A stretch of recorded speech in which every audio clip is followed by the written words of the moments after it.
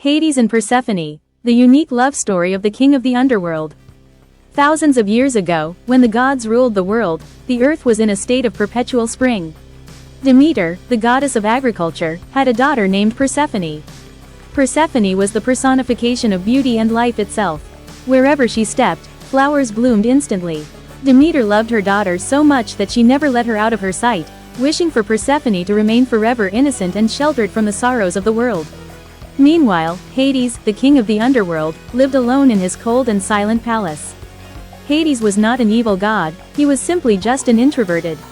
One day, peering through a crack in the earth, his eyes fell upon Persephone. Her laughter melted his stone-like heart. Knowing that Demeter would never allow her daughter to live with the king of the dead, he sought help from his brother Zeus, king of the gods, and devised a plan. On a quiet afternoon, Persephone was picking flowers in a meadow with her friends. Suddenly, she spotted a flower she had never seen before, a golden, fragrant narcissus. As she reached out to pluck it, the ground tore open with a terrifying roar. A golden chariot pulled by black horses erupted from the earth. Riding the chariot was Hades. Before anyone could comprehend what was happening, Hades scooped Persephone into his arms and sped back into the depths of the underworld. The earth closed shut again, leaving behind nothing but silence. When Demeter returned and found her daughter missing, her grief turned into absolute rage. With the help of the sun god, she discovered the truth. Hades had taken her daughter.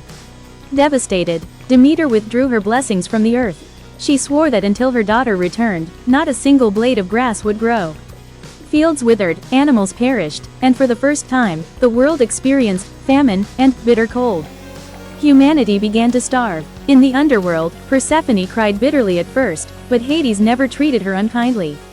He promised her half of his kingdom and gave her the respect of a queen. Gradually, Persephone began to see the loneliness within Hades. Back on Olympus, Zeus realized that if the famine didn't stop, everything would die.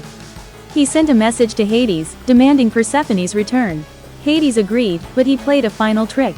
Before she left, he offered Persephone some sweet pomegranate seeds to eat.